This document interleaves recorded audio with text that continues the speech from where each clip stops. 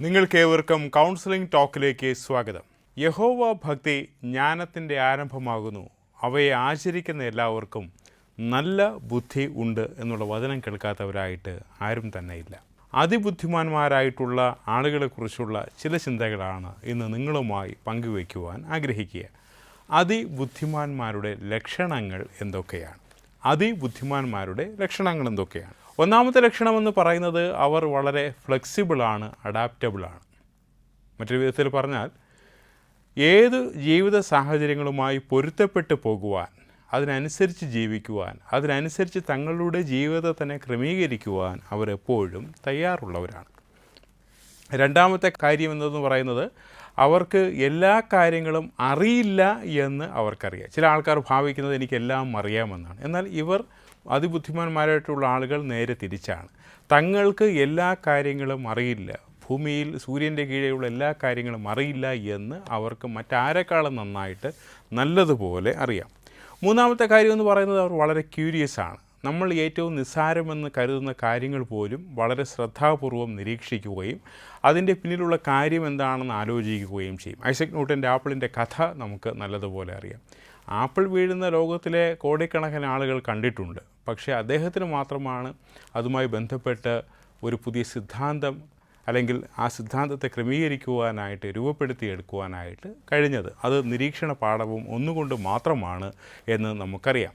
അതിബുദ്ധിമാന്മാരുടെ മൂന്നാമത്തെ ലക്ഷണം അതുതന്നെയാണ്.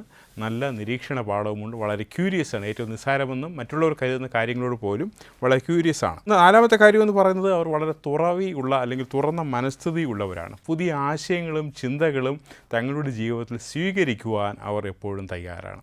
അവർ അടഞ്ഞ മനസ്ഥിതിക്കാരല്ല. അല്ലെങ്കിൽ ചില ആശയങ്ങൾ മാത്രമേ സ്വീകരിക്കുകയുള്ളൂ, അല്ലെങ്കിൽ ഫണൽ വെച്ച് അല്ലെങ്കിൽ അരിപ്പ വെച്ച് ചില കാര്യങ്ങൾ മാത്രമേ സ്വീകരിക്കുകയുള്ളൂ എന്ന് ചിന്തിക്കുന്ന ആളുകളല്ല. എല്ലാ കാര്യങ്ങളും എല്ലാ ആശയങ്ങളും സ്വീകരിക്കുവാനായിട്ട്, ഉൾക്കൊള്ളുവാനായിട്ട്, മനസ്സിലാക്കുവാനായിട്ട്, അല്ലെങ്കിൽ അതെന്താണ് ഒരുപക്ഷെ അവരുടെ ആശയങ്ങൾക്ക് വിരുദ്ധമായ ആശയങ്ങളാണെങ്കിൽ പോലും അതെന്താണ് മനസ്സിലാക്കുവാനായിട്ട് അവർ എപ്പോഴും തയ്യാറായിരിക്കും. അഞ്ചാമത്തെ കാര്യമെന്ന് പറയുന്നത് അവർ ഒറ്റയ്ക്കിരിക്കുവാൻ, ഏകാന്തമായി ഇരിക്കുവാൻ ഇഷ്ടപ്പെടുന്നവരാണ്. ആ സമയം അവർ വെറുതെ ഇരിക്കുകയില്ല, സമയം പാഴാക്കുകയില്ല, സോഷ്യൽ മീഡിയയിൽ ചിലവഴിക്കുകയില്ല. മറിച്ച് തങ്ങളുടെ ജീവിതത്തിൻ്റെ മുന്നോട്ടുള്ള ഗതിയെക്കുറിച്ച്, അല്ലെങ്കിൽ ജീവിത കാര്യങ്ങളെക്കുറിച്ച്, അല്ലെങ്കിൽ ലോക കാര്യങ്ങളെക്കുറിച്ച്, അല്ലെങ്കിൽ ചില ചിന്തിക്കേണ്ട കാര്യങ്ങളെക്കുറിച്ച് മനനം ചെയ്തുകൊണ്ടിരിക്കുന്ന ഒരു ചിന്ത അല്ലെങ്കിൽ അനുഭവത്തിലായിരിക്കും. നമ്മൾ സ്വന്തം കമ്പനി എന്നൊക്കെ പറയുമല്ലോ, സ്വന്തമായിട്ടിരിക്കാൻ, ഒറ്റയ്ക്കിരിക്കും, മറ്റാരുടെ സഹവാസമില്ല, ഒറ്റയ്ക്കിരിക്കുവാൻ അവർ കൂടുതലായിട്ട് ഇഷ്ടപ്പെടും. അടുത്ത കാര്യമെന്ന് പറയുന്നത് അവർ സ്വയം നിയന്ത്രണമുള്ളവരാണ്. തങ്ങളുടെ ജീവിതത്തെ ക്രമീകരിക്കുവാൻ അവർക്ക് നല്ലതുപോലെ അറിയാം. വളരെ പ്ലാനോടുകൂടെ പദ്ധതി അനുസരിച്ച് കാര്യങ്ങളെ ക്രമീകരിച്ചുകൊണ്ട് ജീവിതത്തെ മുന്നോട്ട് കൊണ്ടുപോകുവാൻ അവർക്ക് നല്ലതായിട്ട് സാധിക്കും. അടുത്ത കാര്യം എന്ന് പറയുന്നത് അവർ വളരെ വികാരത്തെ ഉൾക്കൊള്ളുന്നവരാണ്, അല്ലെങ്കിൽ മറ്റുള്ളവരുടെ വികാരങ്ങളെ മനസ്സിലാക്കുന്നവരാണ്. നമ്മൾ എമ്പതറ്റിക് എന്ന് പറയുമല്ലോ, മറ്റുള്ളവരുടെ ഷൂസിനകത്ത് കിടന്ന് അവരുടെ അവസ്ഥ എന്താണെന്ന് മനസ്സിലാക്കി അതിനനുസരിച്ച് പ്രതികരിക്കുവാൻ ചിന്തയുള്ള അല്ലെങ്കിൽ മനസ്ഥിതിയുള്ള മനുഷ്യരാണ് അതിബുദ്ധിമാന്മാരായിട്ടുള്ള ആളുകൾ. അടുത്ത അവരുടെ ഏറ്റവും വലിയ പ്രത്യേകത എന്ന് പറയുന്നത് പരന്ന വായനയും ആഴത്തിലുള്ള വായനയും ഉണ്ടായിരിക്കും. ലോകത്തിലുള്ള എല്ലാ വിഷയങ്ങളെക്കുറിച്ചുമുള്ള ചിന്തകൾ, പുസ്തകങ്ങളൊക്കെ അവർ വായിക്കാൻ തയ്യാറാണ്. അതോടൊപ്പം തന്നെ ചില വിഷയങ്ങളെക്കുറിച്ച്, അവർക്ക് ഏറ്റവും ഇഷ്ടപ്പെട്ട ചില വിഷയങ്ങളെക്കുറിച്ച് ആഴത്തിലുള്ള പഠനം കൂടെ അവർ വായിച്ച് മനസ്സിലാക്കി ഉൾക്കൊള്ളുവാൻ തയ്യാറാണ്. അവർ think out of the box എന്നുള്ള ചിന്തകൾ ജീവിക്കുന്ന ആൾക്കാരാണ്. എല്ലാം ചില ചുറ്റുവട്ടങ്ങളിൽ മാത്രം, അല്ലെങ്കിൽ ചില ചതുരങ്ങൾക്കുള്ളിൽ മാത്രം ചിന്തിക്കുവാൻ ഇഷ്ടപ്പെടുന്നവരല്ല, അതിന് പുറത്തേക്ക് കടന്ന് ചിന്തിക്കുവാൻ അവർക്ക് താല്പര്യമാണ്. മറ്റൊരു കാര്യമെന്ന് പറയുന്നത് അവർ വളരെ താമസിച്ചുറങ്ങുകയും താമസിച്ച് എഴുന്നേൽക്കുകയും ചെയ്യുന്ന ആളുകൾ. മറ്റൊരു വിധത്തിൽ പറഞ്ഞാൽ നമ്മുടെ ശരീരത്തിൽ ബയോളജിക്കൽ ക്ലോക്ക് ഉണ്ടല്ലോ, ആ ക്ലോക്കിന് ബ്രേക്ക് ചെയ്യുവാൻ അവർ എപ്പോഴും ഉത്സുകരായിരിക്കും.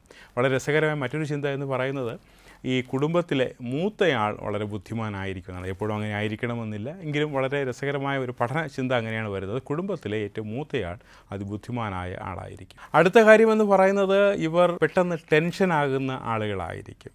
ഇവർ വൈകാരികമായി കുറച്ചുകൂടെ റിജിഡായിട്ടുള്ള ആളുകൾ നമുക്ക് വേണമെങ്കിൽ പറയാം. വളരെ പെട്ടെന്ന് ടെൻഷനാകുന്ന അല്ലെങ്കിൽ ആങ്സൈറ്റി ഉള്ള ആളുകളെന്ന് ഇവരെക്കുറിച്ച് പറയാൻ സാധിക്കും. മറ്റൊരു കാര്യമെന്ന് പറയുന്നത് ഇവരുടെ ഫിസിക്കലായിട്ടുള്ളൊരു രീതി ഇങ്ങനെയാണ്. വളരെ വേഗത്തിൽ അല്ലെങ്കിൽ വളരെ സാവധാനത്തിൽ നടക്കുന്നവരായിരിക്കും. ഇവർ ചില ആൾക്കാർ ശ്രദ്ധിച്ചാൽ വളരെ വേഗത്തിൽ നടക്കും, ചില ആൾക്കാർ വളരെ ചിന്തിച്ച് സാവധാനത്തിൽ വളരെ പതുക്കെ, സാധാരണ നോർമലായിട്ടൊരാൾ നടക്കുന്ന സ്പീഡിനേക്കാളും പേസിനേക്കാളും വളരെ കുറച്ച് വളരെ പതുക്കെ നടക്കുന്ന ആളുകൾ. ഈ രണ്ട് എക്സ്ട്രീമിലും അവർ പോകാറുണ്ട്, അതിബുദ്ധിമാന്മാരായിട്ടുള്ള ആളുകൾ. ഏറ്റവും അവസാനത്തെ കാര്യമെന്ന് പറയുന്നത്, നമുക്ക് വളരെ പ്രയാസകരമെന്ന് തോന്നുന്ന ഒരുപാട് ചിന്തകൾ അവരുടെ തലയിൽ കൂടെ കടന്നു പോകും. ഇവരോട് സംസാരിക്കുമ്പോൾ ചില സമയത്ത് നമുക്ക് തന്നെ വളരെ കൺഫ്യൂഷനാകും. എന്താണ് ഇവർ പറയുന്നത്? എൻ്റെ ബുദ്ധിക്ക് കോംപ്രഹെൻഡ് ചെയ്യുവാൻ അല്ലെങ്കിൽ മനസ്സിലാക്കുവാൻ, ഉൾക്കൊള്ളുവാൻ കഴിയാത്ത തരത്തിലുള്ള വളരെ വിശാലമായ ഉയർന്ന ചിന്തകളാണ് പറയുന്നത്. പലപ്പോഴും നമ്മൾ പറയുന്ന വാക്ക് ഇങ്ങനെയാണ്: അവർ പറയുന്നത് എനിക്ക് മനസ്സിലാകുന്നില്ല, അവൻ പറയുന്നത്, അവൾ പറയുന്നത് എനിക്ക് മനസ്സിലാകുന്നില്ല എന്ന് നമ്മൾ പറയാറുണ്ട്. അതിബുദ്ധിമാന്മാരുടെ ചിന്തകൾ വളരെ ഉന്നത തലത്തിലുള്ളതായിരിക്കും, വളരെ കോംപ്ലിക്കേറ്റഡ് ആയിരിക്കും, മനസ്സിലാക്കാൻ വളരെ ബുദ്ധിമുട്ടുള്ളതായിരിക്കും. ഇതാണ് വളരെ ബുദ്ധിമാന്മാരായിട്ടുള്ള ആളുകളുടെ പ്രധാന ചിന്തകൾ, അല്ലെങ്കിൽ അവരെക്കുറിച്ചുള്ള പ്രധാന കാര്യങ്ങൾ എന്ന് നമുക്ക് പറയാനായി സാധിക്കും. മറ്റൊരു വീഡിയോയുമായിട്ട് നമുക്ക് വീണ്ടും കാണാം. അതുവരേക്കും താങ്ക് യു.